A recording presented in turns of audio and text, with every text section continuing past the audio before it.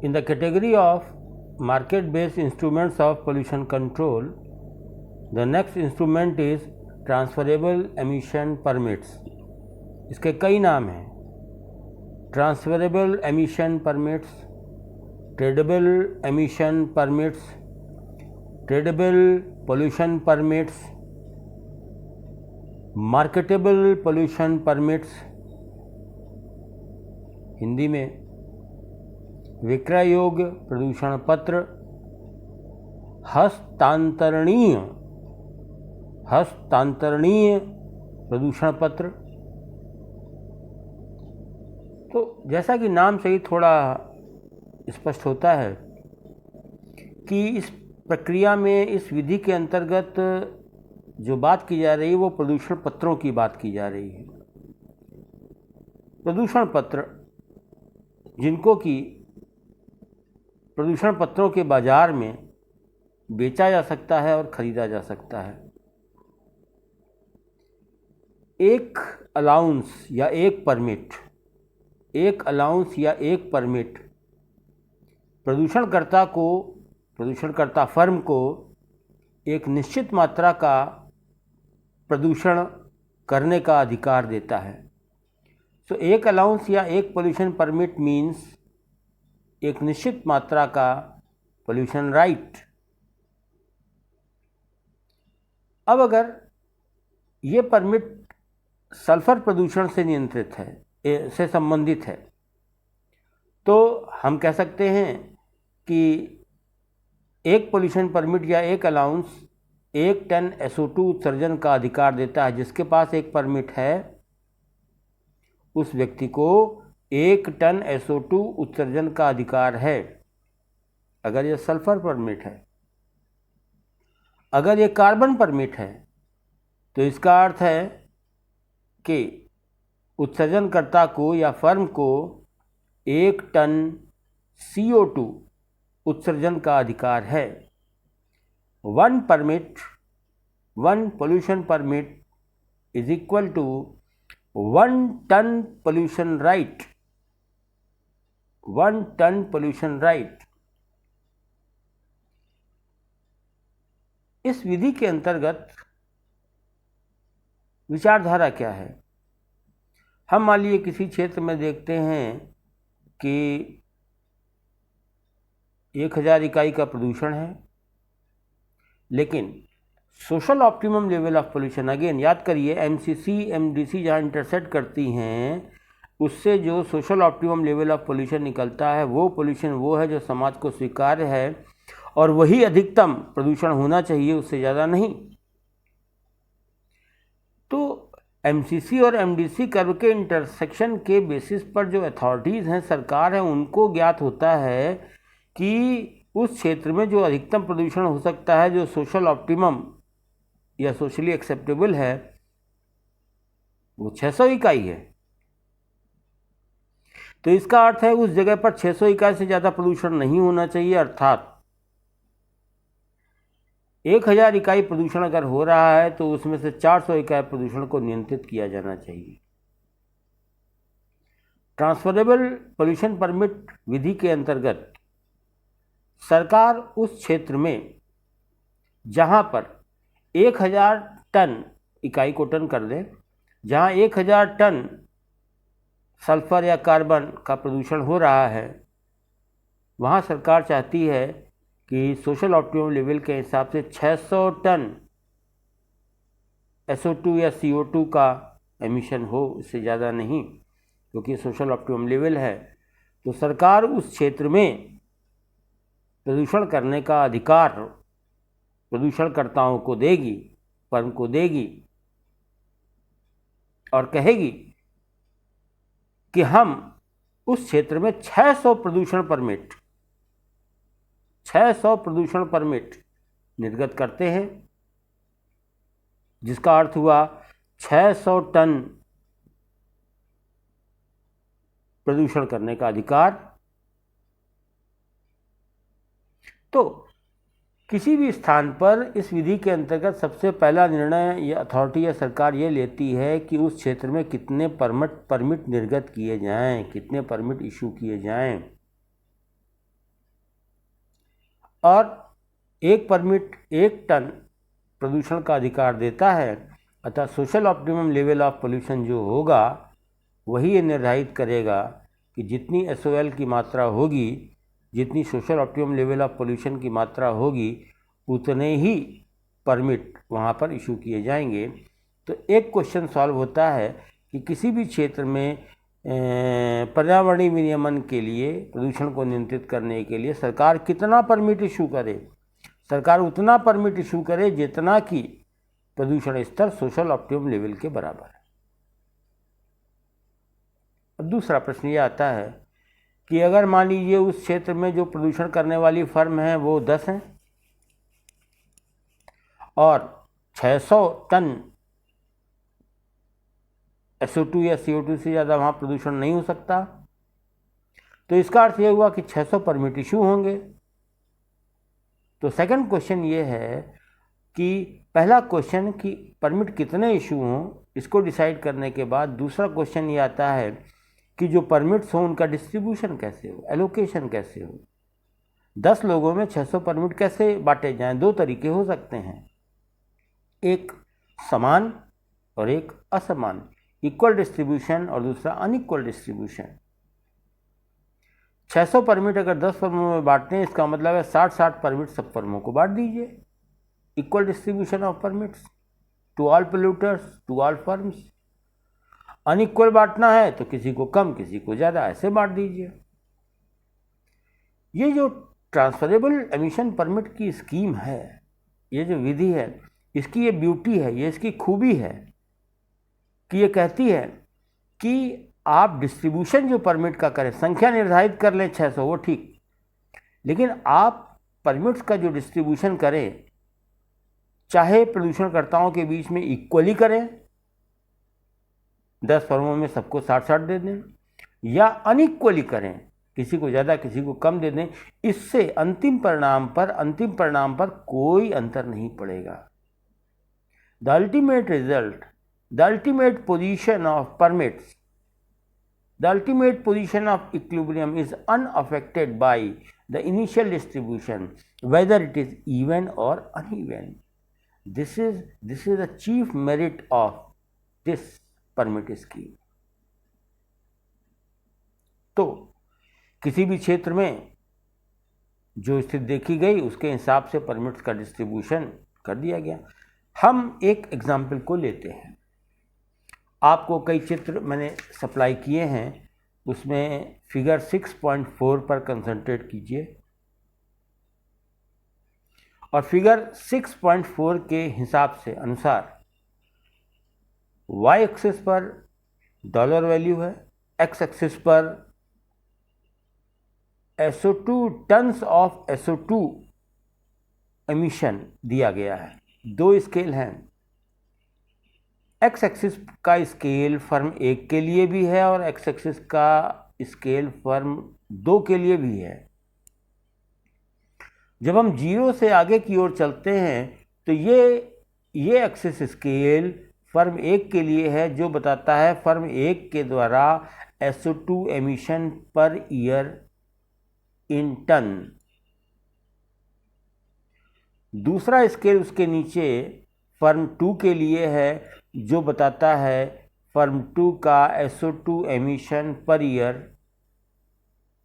और स्केल उसका रिवर्स है, उल्टा है। अब 2 फर्म है, एक फर्म 1 फर्म 2। फर्म 1 का अधिकतम सल्फर का उत्सर्जन 300 टन है, फर्म 2 का भी अधिकतम सल्फर का उत्सर्जन 300 टन है।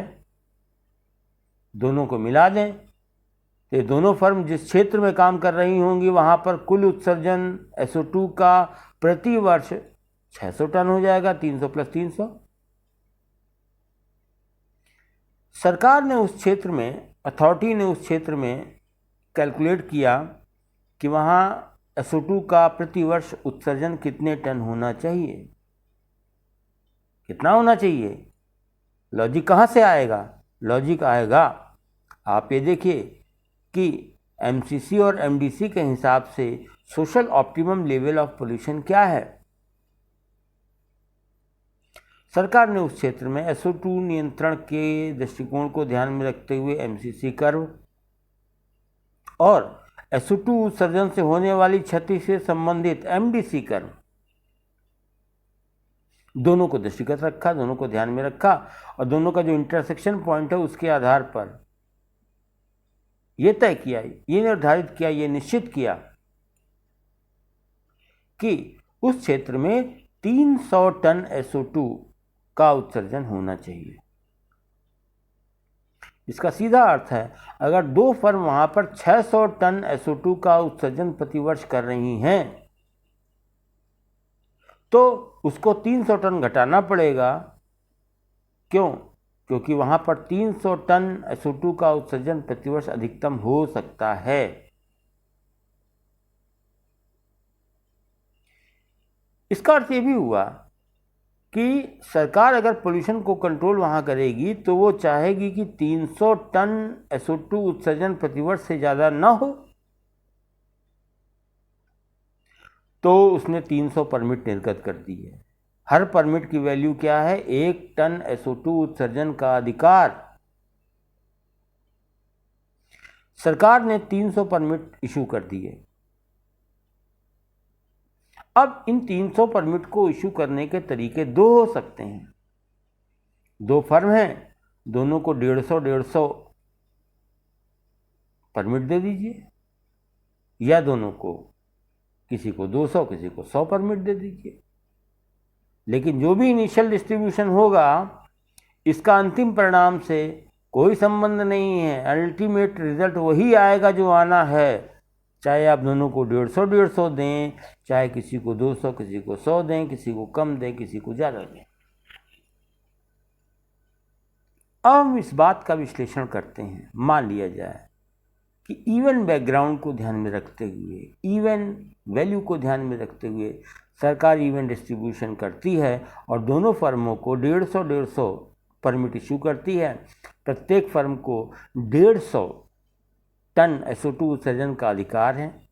इसका अर्थ ये हुआ कि चूंकि प्रत्येक फर्म का उत्सर्जन 300 टन SO2 है प्रतिवर्ष, इसलिए इस परमिट के आधार पर चूंकि दोनों को 150 और 150 150 परमिट मिले हैं, इसलिए दोनों फर्मों को अपने उत्सर्जन को 150 टन प्रतिवर्ष घटाना होगा, दोनों को।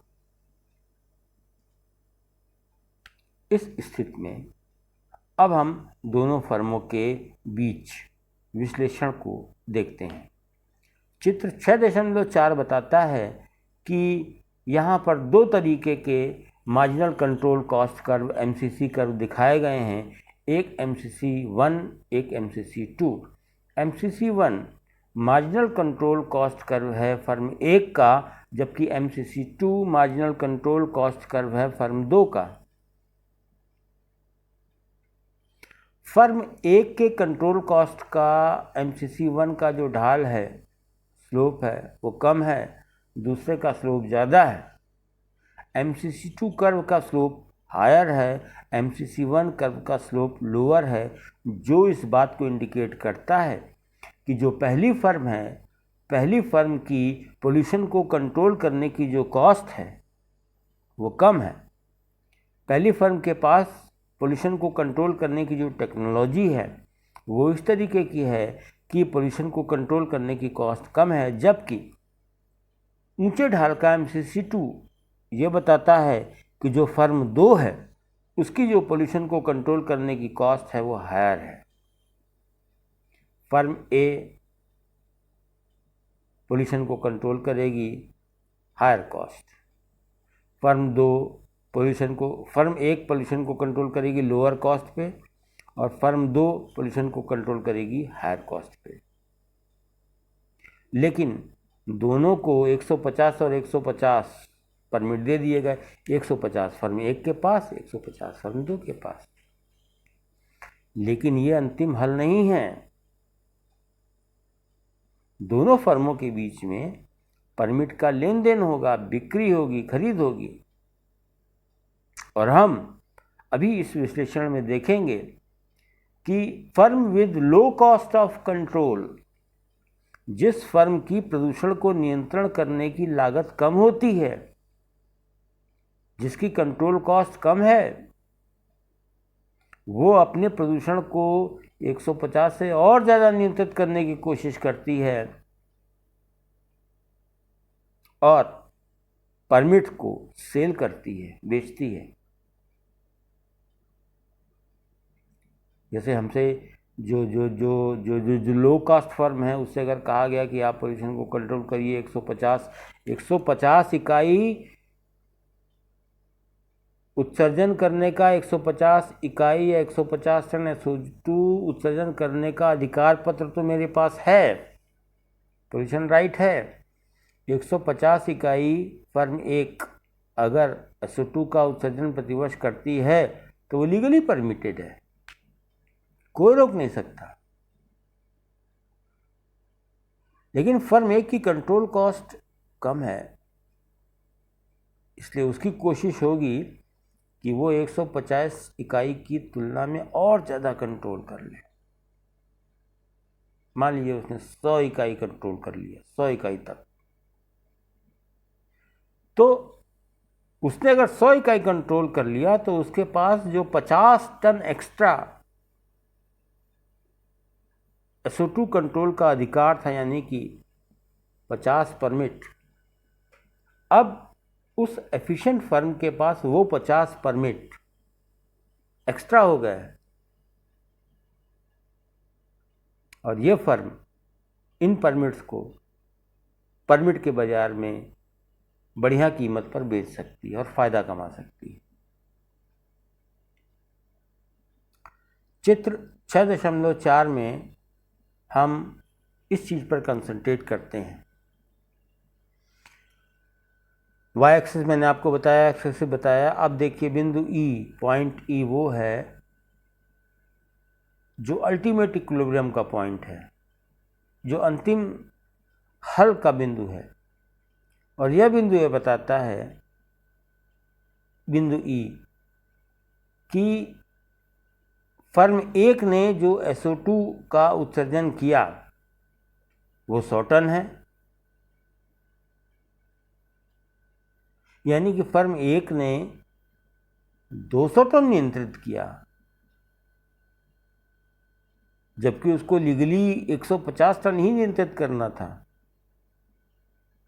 लेकिन अंतिम हल की स्थिति में फर्म बिंदु ई के अनुसार जहां MCC1 MCC2 को काटता है, यानी कि MCC1 बराबर MCC2, वहां पर जो हल है वो हल ये है कि फर्म एक 100 इकाई 100 टन SO2 का उत्सर्जन करती है, 200 टन नियंत्रित करती है, और फर्म दो 200 टन SO2 का उत्सर्जन करती है, जबकि उसके पास उत्सर्जन का राइट अधिकार केवल 150 का था।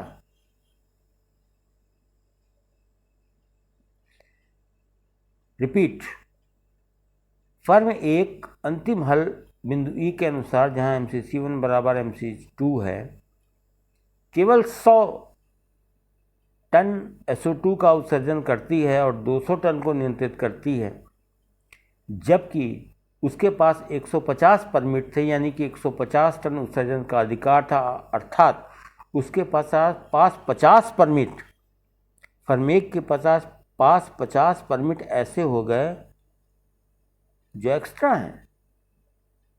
वो चाहे तो उनका यूज़ कर सकती है उत्सर्जन में, और क्यों कंट्रोल करे, वो 150 टन तक उत्सर्जन आराम से कर सकती है। तो अंतिम हल में अगर ये बात प्राप्त होती तो इसका मतलब है कि फर्म एक के पास 50 टन SO2 उत्सर्जन के अधिकार के प्रमाण पत्र अभी सुरक्षित हैं, 50 परमिट बचे हैं।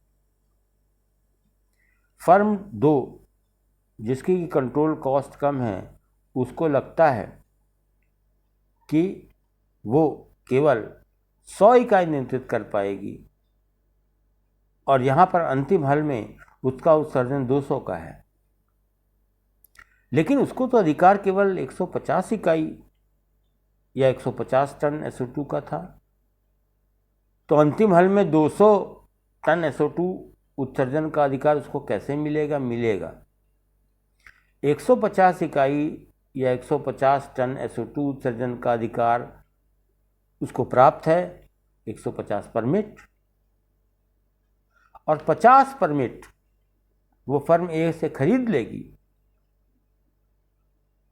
तो उसके पास उत्सर्जन का अधिकार हो जाएगा 100 प्लस 50 खरीदे गए परमिट का अधिकार, यानी कि टोटल 150। और फर्म एक जिसके पास 150 परमिट थे उसने 100 कंट्रोल कर लिया था, 50 बचे हुए थे, 50 उसने बेच दिए, और फर्म दो ने 50 खरीद लिए। तो जो पोल्यूशन परमिट था वो फर्म एक ने जो, और बेचेगा कौन? याद रखिए, बेचेगी वो फर्म जिसकी पोल्यूशन कंट्रोल टेक्नोलॉजी बेटर होगी, वो दिए गई नॉर्म की तुलना में ज़्यादा कंट्रोल करेगी, परमिट को सेव करेगी। और दूसरी फर्म जिसकी कंट्रोल टेक्नोलॉजी वीक है, कंट्रोल कॉस्ट ज़्यादा है, वो दी गई नॉर्म की तुलना में और ज़्यादा पोल्यूशन करेगी, और उस एक्स्ट्रा पोल्यूशन को कवर करने के लिए वो पहली फर्म के द्वारा बेचे गए परमिट्स को खरीदेगी। तो जो लो कॉस्ट फर्म है, जिस फर्म की कंट्रोल टेक्नोलॉजी कम है, जिस फर्म की कंट्रोल टेक्नोलॉजी एफिशिएंट है, जहां कंट्रोल कॉस्ट कम है, वो फर्म परमिट को बेचेगी। और जो फर्म जिसकी कंट्रोल कॉस्ट हायर है, ऊंची है, वो फर्म परमिट को खरीदेगी। ये स्टैंडर्ड आंसर है। Firm with low cost will control more than suggested and will save permit and will sell it, and firm with low efficient technology with high control cost will control less and will purchase more permit। चित्र 6.4 में हम देखते हैं, पहली firm का अधिकतम प्रदूषण 300, दूसरी का अधिकतम 300, दोनों का 600। सरकार ने वहाँ पर SOL सोशल ऑप्टिमम लेवल जो देखा, उसके हिसाब से जो प्राप्त हुआ वो हुआ 300। इवन डिस्ट्रीब्यूशन परमिट का कि साहब 150 दोनों फर्म को प्रदूषण का अधिकार दिया गया। 150 परमिट ए के पास, 150 परमिट फर्म बी के पास। दोनों अगर इतना नियंत्रण करेंगे, दोनों अगर इतना उत्सर्जन करेंगे, तो पहली फर्म का उत्सर्जन होगा 150 टन, दूसरी का 150 टन, दोनों का मिला के 300 टन, यही चाहिए। अर्थात पहली फर्म को 150 टन SO2 प्रति वर्ष कंट्रोल करना होगा, दूसरी फर्म को भी इतना कंट्रोल करना होगा। अब इस इनिशियल डिस्ट्रीब्यूशन 150 बराबर 150 पर अगर हम ध्यान दें, तो चित्र के अनुसार फर्म एक को अगर हम देखें तो 150 पर जो फर्म एक है वह बिंदु R पर है, यानी कि 300 से 150 इकाई तक प्रदूषण को नियंत्रित करना होगा।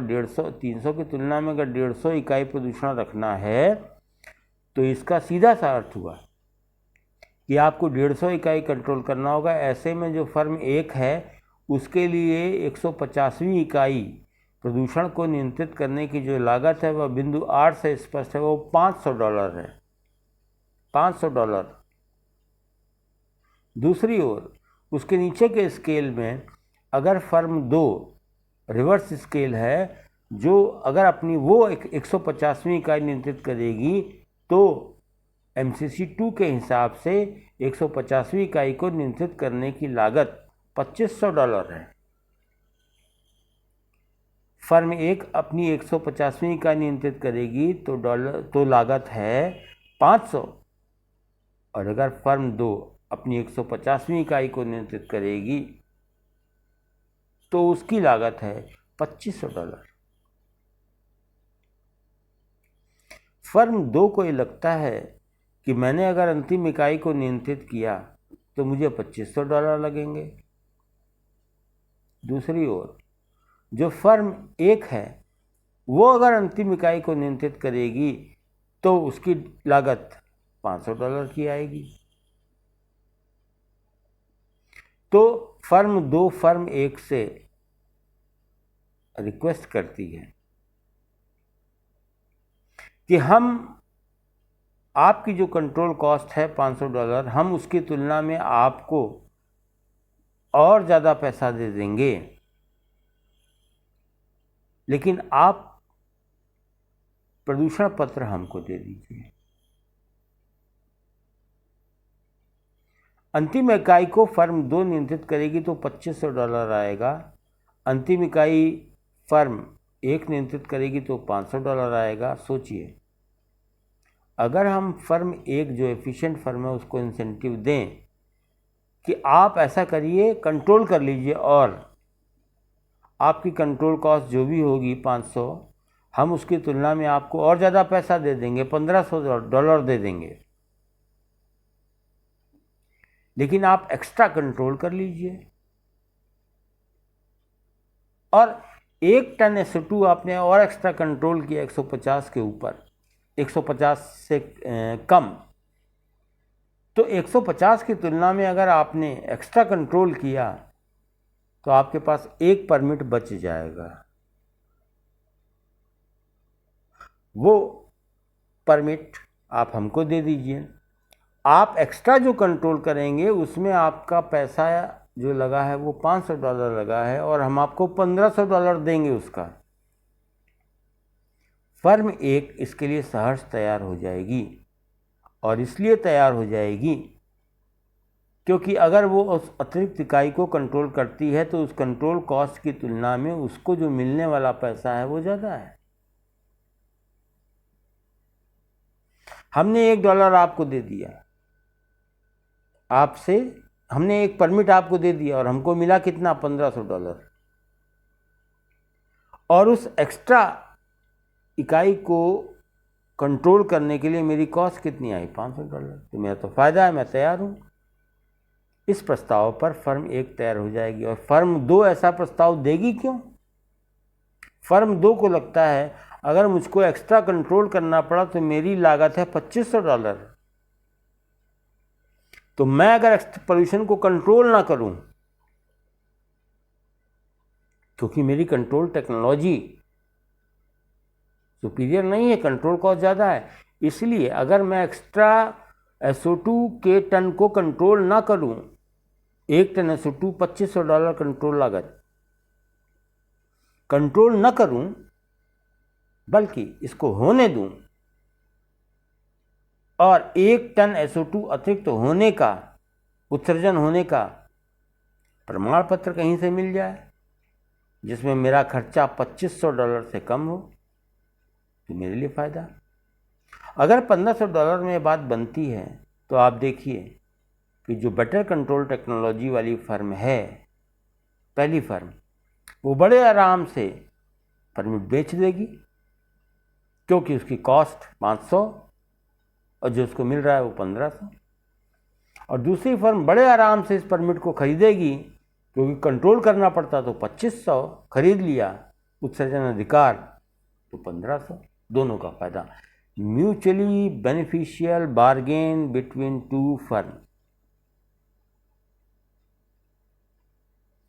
जब तक, चित्र में देखिए 6.4, जब तक MCC2 MCC1 से ज़्यादा है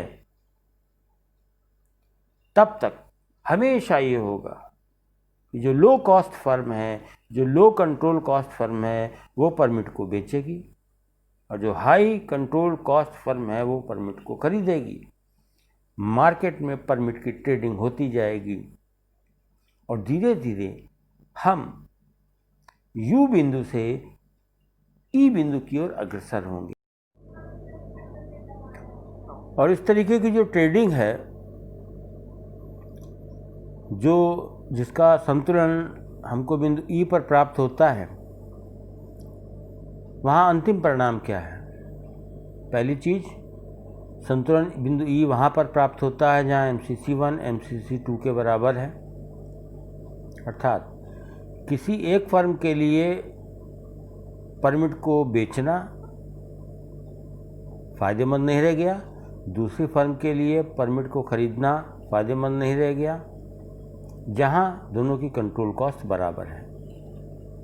और इस बिंदु ई का परिणाम यह स्पष्ट करता है कि MCC1 बराबर MCC2 की स्थिति में जो फर्म एक है वो 100 टन SO2 का उत्सर्जन करेगी, अर्थात 200 टन SO2 को कंट्रोल करेगी।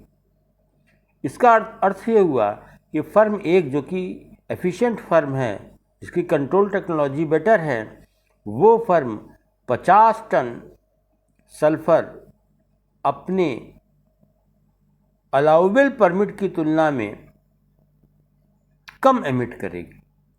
अर्थात फर्म एक जिसको कि जितना प्रदूषण का अधिकार मिला हुआ है 150 टन का, उसकी तुलना में 50 टन सल्फर कम एमिट 50 टन सल्फर को कम एमिट करेगी। 50 परमिट बच जाएंगे जो वो बेच देगी।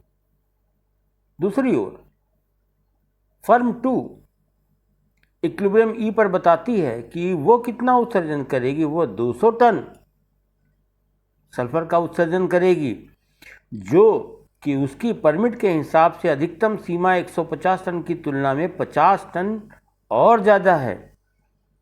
तो अगर उसको केवल 150 टन उत्सर्जन का SO2 उत्सर्जन का अधिकार था और उसने 200 टन सल्फर का उत्सर्जन किया, तो ये कैसे होगा? इसके लिए उसको 50 टन SO2 उत्सर्जन का अधिकार कहीं से खरीदना पड़ेगा, प्राप्त करना पड़ेगा। उसको 50 टन SO2 उत्सर्जन के अधिकार के लिए 50 परमिट लेने होंगे, जो वो फर्म एक से लेगी।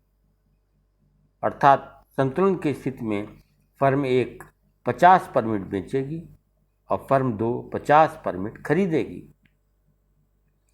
इस सिचुएशन में आप देखिए कि जो इनिशियल डिस्ट्रीब्यूशन था कि दोनों को 150 टन उत्सर्जन का अधिकार दिया गया था, अंतिम हल वो नहीं आया। अंतिम हल ये आया कि प्रारंभिक प्रावधान ये कहता था, फर्म एक आपका उत्सर्जन 300 है, आपको 150 का परमिट दिया गया, 150 कंट्रोल करिए। फर्म 2 आपका उत्सर्जन 300 है, आपको 150 का परमिट दिया गया, 150 कंट्रोल करिए। अंतिम हल क्या आया? अंतिम हल आया, परिणाम वही मिला, लेकिन पहली फर्म ने कितना कंट्रोल किया? 100। पहली फर्म का प्रदूषण कितना है? 100। पहली फर्म ने कंट्रोल किया 200 और दूसरी फर्म ने कितना कंट्रोल किया? 100। टोटल कंट्रोल कितना हुआ? 300। वही परिणाम। लेकिन टोटल कंट्रोल तो 300 हुआ, लेकिन पहली फर्म ने 150 की तुलना में 100 तक अपना प्रदूषण रखा। पहली फर्म ने 150 की तुलना में 200 इकाई कंट्रोल किया और दूसरी फर्म ने 150 की तुलना में मात्र 100 इकाई कंट्रोल किया। पहली ने एक्स्ट्रा कंट्रोल करने से जो परमिट बचे उसको बेच दिया, एफिशिएंट फर्म, और दूसरी फर्म जिसने कम कंट्रोल किया उसने उन परमिट्स को खरीद लिया। ये ट्रेडेबल परमिट सिस्टम है और इसमें संतुलन ई की स्थिति में जो परमिट की कीमत आई वाई एक्सिस पर, वो कितनी आई? $1000। At the equilibrium the permit price in the international market और द परमिट मार्केट इज $1000। ये जो ट्रेड होता है परमिट का, ये होना ठीक है कि नहीं होना ठीक है? हम इसका अंदाज़ा एक विशेष बात से लगाते हैं, और वो ये कि बिंदु ई पर जो हमको समाधान मिलता है वो कॉस्ट इफेक्टिव है इनिशियल डिस्ट्रीब्यूशन की तुलना में। प्रारंभिक स्थिति जो हमको दी जाती है उसकी तुलना में बिंदु ई पर जो अंतिम हल हमको मिलता है वो अंतिम हल ऐसा हल है जिसमें कुल लागत प्रारंभिक हल से कम है। और अगर अंतिम हल में प्रारंभिक लागत अंतिम हल में जो हमारी लागत आती है वो प्रारंभिक लागत से कम है, तो इसका मतलब है जो फाइनल सॉल्यूशन है वो कॉस्ट इफेक्टिव है। अगर वो कॉस्ट इफेक्टिव है पेरेटो ऑप्टिमल है। इसका मतलब है जो इनिशियल डिस्ट्रीब्यूशन सोचा गया 150 परमिट इनको दो, 150 इनको दे दो, और अंतिम हल क्या आया? जो फर्म ए के पास कितने परमिट हैं? 100, उसने 50 बेच दिए। और फर्म दो के पास कितने परमिट है? 200, 50 उसने खरीद लिए। ये जो अंतिम हल आया, ये अंतिम हल प्रारंभिक हल से बेटर है। क्यों? क्योंकि बिंदु ई पर जो हमको समाधान मिलता है, ट्रेड होने के बाद जो फाइनल सॉल्यूशन मिलता है, वो सॉल्यूशन ऐसा है जहां कुल लागत प्रारंभिक लागत से कम है। इसीलिए final solution after trading is cost effective is Pareto optimal. हम इसको देख भी सकते हैं, हम इसको चेक भी कर सकते हैं कि किस तरीके से पॉइंट ई पर जो मिलने वाला सॉल्यूशन है वो कॉस्ट इफेक्टिव है। नई स्थिति में, चित्र के अनुसार नई स्थिति में जो दोनों फर्म हैं वो दोनों फर्म पहले की तुलना में ज़्यादा अच्छी पोजीशन पर हैं, ज़्यादा अच्छी स्थिति में। अगर हम प्रारंभिक स्थिति को लें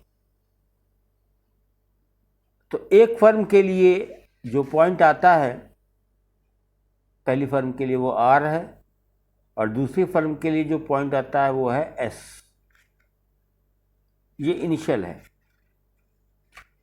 इसकी स्थितियों को जब हम लेते हैं तो जो टोटल पोल्यूशन कंट्रोल कॉस्ट है इस स्थिति में, वो total pollution control cost determined bye MCC 1 and MCC 2, total control cost by both the firms.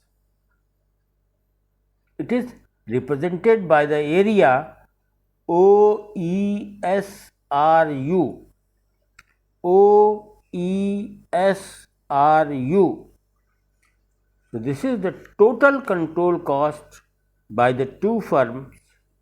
Total control cost by the two firms in the initial situation.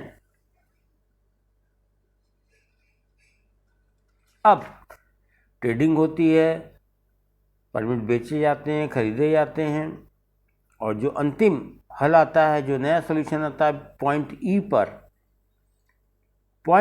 पर अगर हम total pollution cost को देखें, then the total pollution cost is represented by the area OEU. Total pollution cost is represented by the area OEU.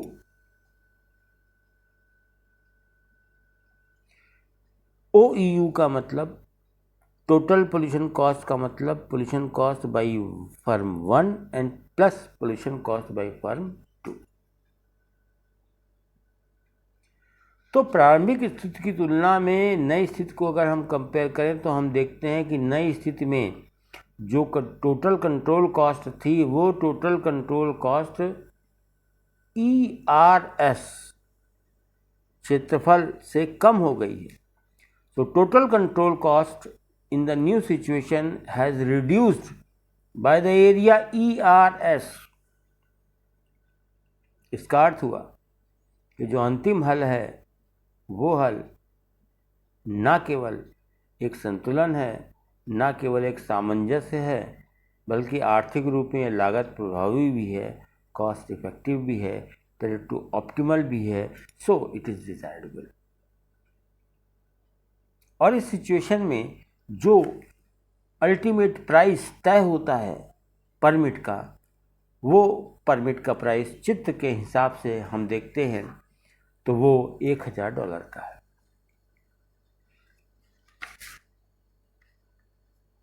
जैसा कि हम जानते हैं कि जो पर्यावरणीय सरोकार की चीज़ें हैं, पर्यावरण के बारे में ज़्यादा चिंता करना, सोचना, उनके लिए नियम बनाना, नियामक संस्थाएं बनाना, इम्प्लीमेंट करना, ये सब काम विकासशील देशों में पहले हुआ है। क्यों? Environmental quality is a luxury good. विकासशील देशों में जहाँ हम आज भी गरीबी, बेरोजगारी, खान पान, पोषण आदि समस्याओं से उलझ रहे हैं, वहाँ पर्यावरणीय गुणवत्ता के बारे में चिंता करना और वो सरकारें जिनके पास आर्थिक संसाधन कम है, जिनको अपनी प्राथमिक आवश्यकताओं को ज़्यादा पूरा करना है, वो पहले अपने आर्थिक संसाधनों को वहाँ देंगी। उनके लिए पर्यावरणीय गुणवत्ता को ठीक करना, इन्वायरमेंटल क्वालिटी को ठीक करना, इसके लिए संसाधनों को जो देने की बात है वो बाद में आती है।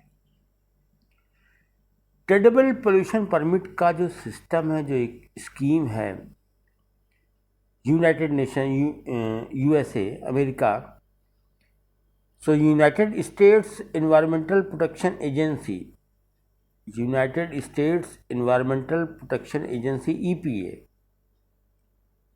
ईपीए ने सबसे पहले इस ट्रेडेबल पोल्यूशन परमिट स्कीम को लागू किया। और कहाँ लागू किया? उनका पर्पस था कि जो SO2 का एमिशन, जो सल्फर डाइऑक्साइड का एमिशन ईस्टर्न और मिड वेस्टर्न स्टेट्स, जो ईस्टर्न और मिड वेस्टर्न स्टेट्स के इलेक्ट्रिक पावर प्लांट से होता था, उसको कंट्रोल किया जाए।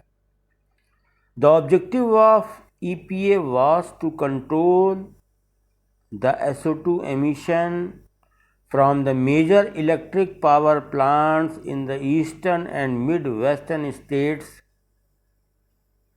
by the use of market-based trading allowance or by the use of market-based trading system. इसके लिए जो व्यवस्था हुई वो क्या थी? एक केस स्टडी है, बड़ी स्पष्ट थी। एसिड रेन एमिशन लिमिट्स, जो मिड वेस्टर्न और ईस्टर्न पावर प्लांट्स थे, पावर प्लांट्स का मतलब ये वो इलेक्ट्रिसिटी उत्सर्जन के पावर प्लांट थे जिनकी प्रक्रिया में, जिनके काम करने की प्रक्रिया में SO2 का उत्सर्जन ज़्यादा होता था। और SO2 का उत्सर्जन जो समस्या उत्पादित करता था, वो समस्या एसिड रेन की थी। ऐसा कहा जाता है कि SO2 जो USA है वो अपविंड कंट्री है, कनाडा डाउनविंड कंट्री।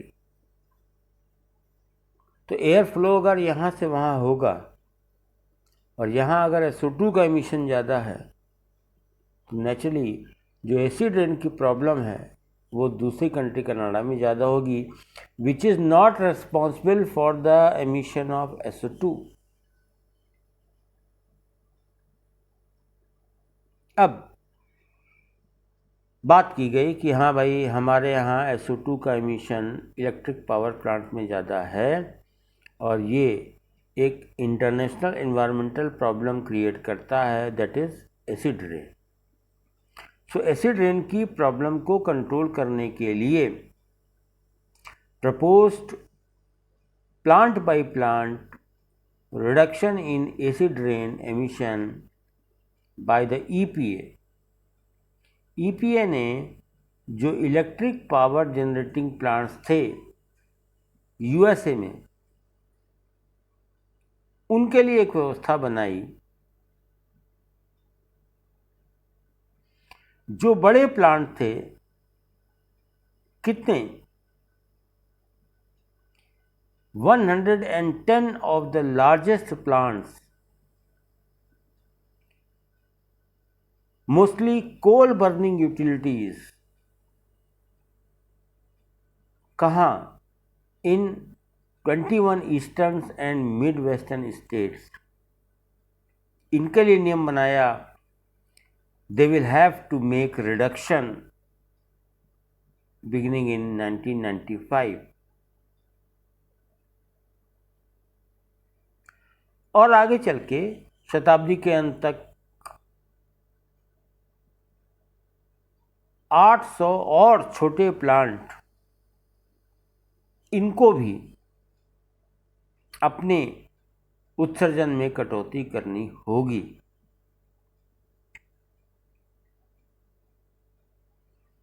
एक डेटा, एक एनालिसिस, इलेक्ट्रिक पावर प्लांट्स लगभग 70% SO2 उत्सर्जन के लिए जिम्मेदार हैं यूएसए में, जिस समय की बात है। Electric power plants accounts for 70% of SO2 emission in the USA. और सब जानते हैं कि SO2 एमिशन एसिड रेन के लिए प्रमुख उत्तरदायी तत्व है। 1990 के यूएसए के क्लीन एयर एक्ट के अंतर्गत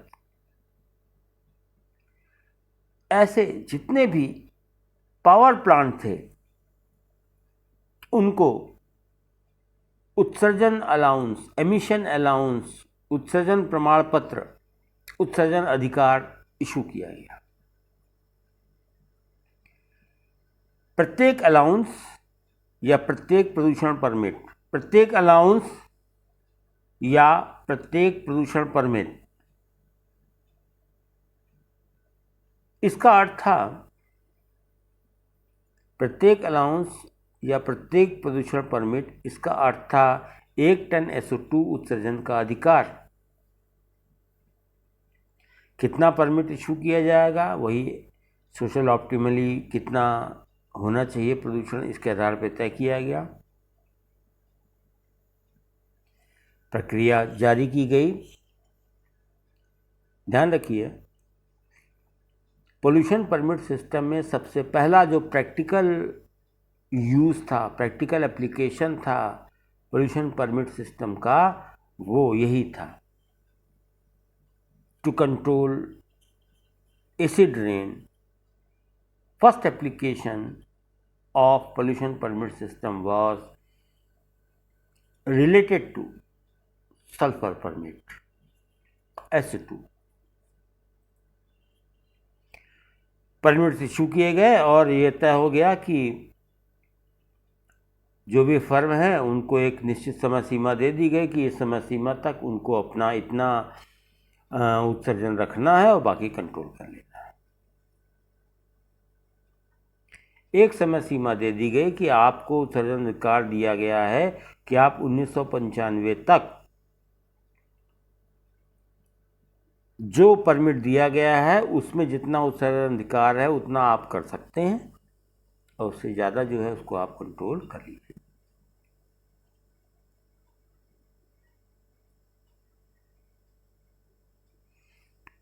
अगर कोई फर्म, कोई पावर प्लांट इस प्रकार का है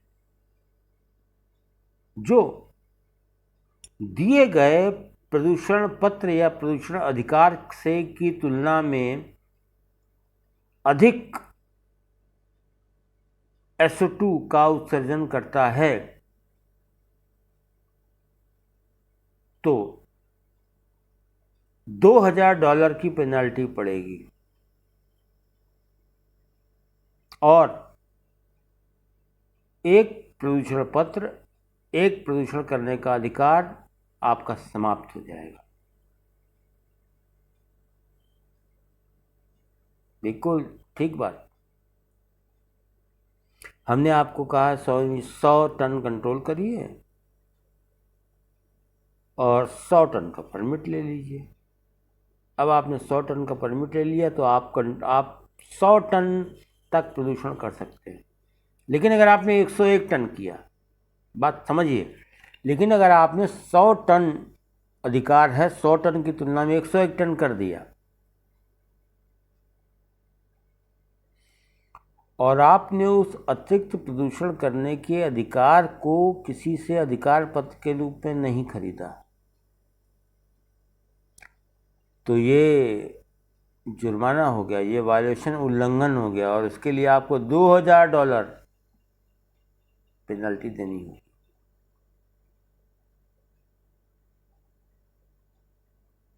तो सिस्टम में हुआ क्या, वही जो मैंने आपको भी चित्र के माध्यम से 6.4 के माध्यम से बताया कि अगर मुझको एक्स्ट्रा पोल्यूशन करना है तो इतना बड़ा जुर्माना नहीं देना है। मुझको एक्स्ट्रा पोल्यूशन करना है तो जो फर्म एफिशिएंट है उससे हमने एक पोल्यूशन राइट खरीद लिया। First, the system was introduced in USA by EPA।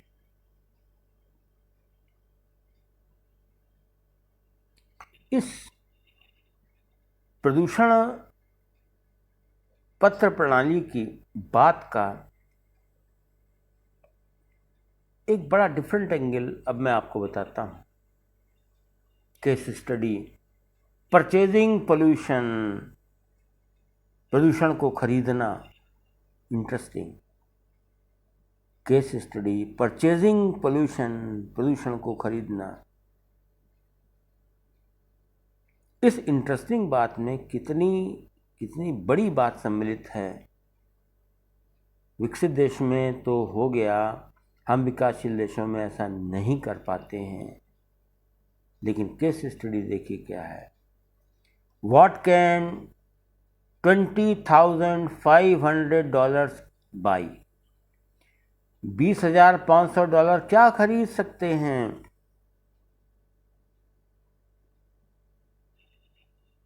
Economic goods में गए, $20,500 क्या खरीद सकते हैं?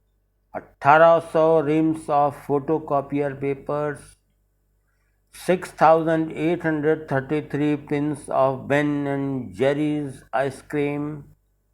और ये सब ना खरीदें, न्यू कार और so many other things. Now, about 290 tons of sulfur dioxide, at least, that is what students of Glens Falls Middle School want to buy with the money they have raised. The students have raised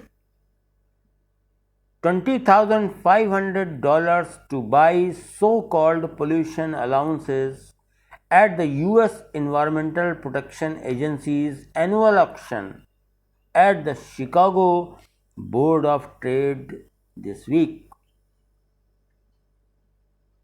Each credit allows the purchaser to emit a ton of sulfur dioxide, a colorless, suffocating gas.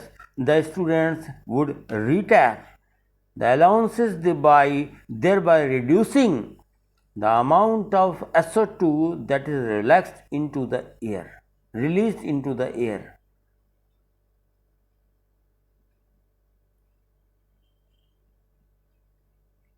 $20,500 क्या खरीद सकते हैं? 1800 RIMS of paper खरीद सकते हैं, ice cream खरीद सकते हैं, कार खरीद सकते हैं और चीज़ें खरीद सकते हैं।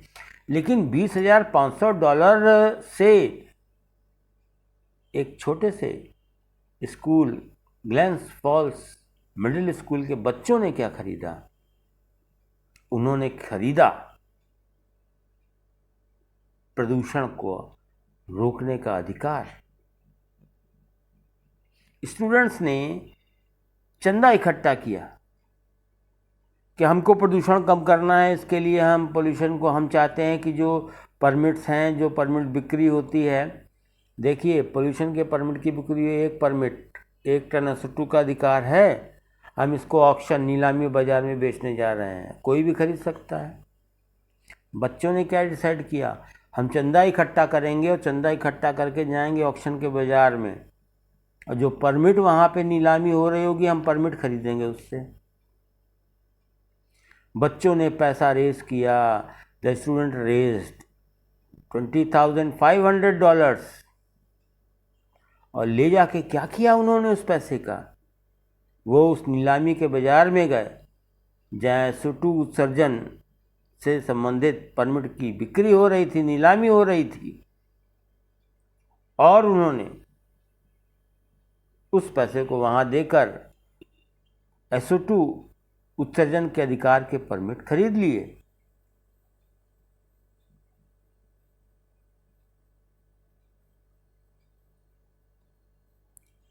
सामान्य भाषा में मान लीजिए उन्होंने उतना पैसा देकर 1000 परमिट खरीद लिए। 1000 परमिट खरीदा, अगर उन्होंने, बहुत सामान्य बात कर रहा हूँ, अगर 1000 परमिट उन्होंने जो चंदा इकट्ठा किया था $20,500, उसको देकर उन्होंने 1000 परमिट खरीद लिया, इसका मतलब हुआ 1000 SO2 उत्सर्जन का अधिकार उनके पास है। और उसके बाद उन्होंने क्या किया, परमिट को फाड़ के फेंक दिया।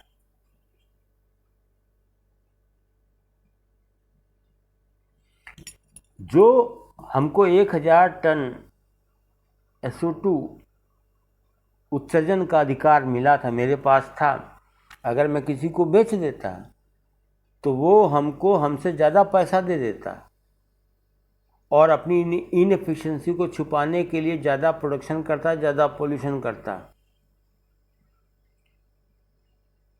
उसका फ़ायदा होता, मेरा भी फ़ायदा होता। लेकिन मैंने जो किया ये बात दूसरी है।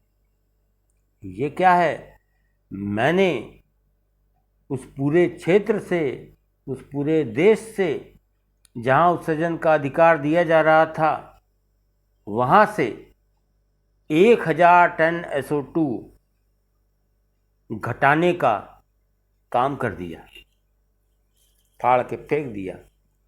उस पूरे एरिया में 1000 टन SO2 का उत्सर्जन कम होगा।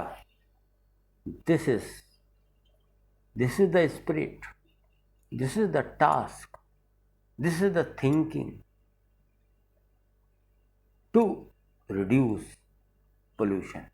ये एक पर्टिकुलर केस स्टडी जो मैंने आपको अभी इस पर बताई। इस पोल्यूशन परमिट सिस्टम में कई बातें हैं जिसको कि मैं, ये एक तरह से पोल्यूशन परमिट से रिलेटेड मेरा लेक्चर पार्ट 1 है। इसको मैं 2 और लेक्चर्स में आपको बताऊंगा। Thank you.